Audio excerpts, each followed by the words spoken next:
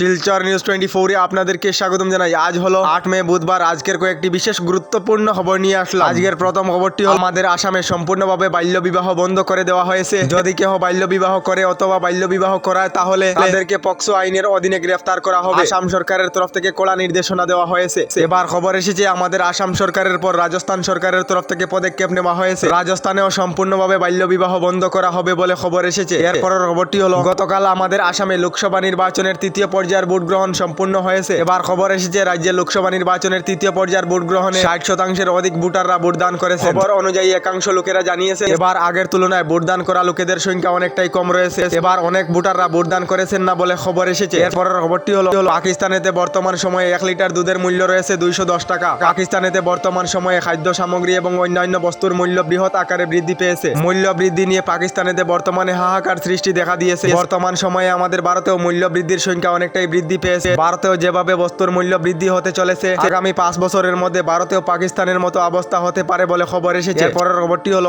মূল্য বৃদ্ধি নিয়ে আরেকটি খবর এসেছে। প্রাকৃতিক দুর্যোগের ফলে আমাদের আসামে আলু, পেঁয়াজ সহ অন্যান্য বস্তুর মূল্য বৃদ্ধি হতে পারে বলে খবর এসেছে। নিত্য প্রয়োজনীয় বস্তুর মূল্য এইভাবে বৃদ্ধি হলে জনসাধারণের অনেকটাই অসুবিধা হবে। আপনারা বর্তমানে আলু এবং পেঁয়াজ প্রতি কেজি কত দিয়ে কিনছেন কমেন্ট একটি করে নিশ্চয়ই জানাবেন। এরপরের খবরটি হলো বিএসএনএল সিম কার্ড ব্যবহারকারীদের জন্য এসেছে একটি ভালো খবর। এবার খবর এসেছে খুবই শীঘ্রই বিএসএনএল এর তরফ থেকে 4G ইন্টারনেট লঞ্চ করা হবে, যার জন্য দেশেতে বিএসএনএল এর 1 লাখের অধিক টাওয়ার ইনস্টল করা হবে। অন্যান্য সিম কার্ড কোম্পানি 5G লঞ্চ করে দিয়েছে। এবার বিএসএনএল 4G ইন্টারনেট আরম্ভ করবে। আপনারা কোন কোম্পানির সিম কার্ড ব্যবহার করেন কমেন্ট একটি করে নিশ্চয়ই জানাবেন। এরপরের খবরটি হলো ঝাড়খণ্ডের গ্রাম উন্নয়ন মন্ত্রীর পিয়ের ঘর থেকে অর্থাৎ গ্রাম উন্নয়ন মন্ত্রীর পার্সোনাল অ্যাসিস্ট্যান্টের ঘর থেকে 35,23,00,000 টাকা জব্দ করা হয়েছে। তার সঙ্গে গ্রাম উন্নয়ন মন্ত্রীর ঘরের কর্মচারীর ঘর থেকে বিরাট আকারের টাকা ইডির তরফ থেকে জব্দ করা হয়েছে বলে খবর এসেছে। এরপরের খবরটি হলো আমাদের আসামে নতুন করে 96টি সরকারি বিদ্যালয় বন্ধ করা হয়েছে। আজ থেকে কয়েক বছর আগে এই সরকারি বিদ্যালয়গুলিতে খুবই সুন্দরভাবে পড়াশোনা চলেছিল, কিন্তু বর্তমান সময়ে বেশিরভাগ ছাত্রছাত্রীরা প্রাইভেট বিদ্যালয়গুলিতে পড়াশোনা করার কারণে সরকারি বিদ্যালয়গুলিতে ছাত্রছাত্রীর সংখ্যা অনেকটাই কমে গিয়েছে, যার ফলে সরকারি বিদ্যালয়গুলি বন্ধ করিতে হয়েছে বলে খবর এসেছে।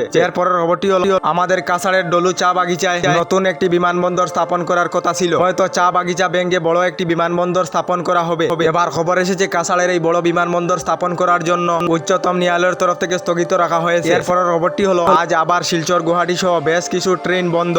আজ পাহাড় লাইনে আবার কিছু ট্রেন বাতিল করা হয়েছে বলে খবর এসেছে। বাতিল করা ট্রেনগুলির তালিকা ভিডিওর স্ক্রিনে দেওয়া রয়েছে, আপনারা দেখে নিতে পারবেন। এরপরের খবরটি হলো হাইলাকান্দির পর এবার কাছাড়েও সোয়াইন ফ্লু রোগে আক্রান্ত হয়ে এক শিশুর মৃত্যু হয়েছে বলে খবর এসেছে। 3 দিন আগে হাইলাকান্দি জেলায় সোয়াইন ফ্লু রোগে আক্রান্ত হয়ে 15 মাসের শিশুর মৃত্যু হয়েছিল। এবার কাছাড়েও সোয়াইন ফ্লু আক্রান্ত হয়ে 4 মাসের এক শিশুর মৃত্যু হয়েছে বলে খবর এসেছে।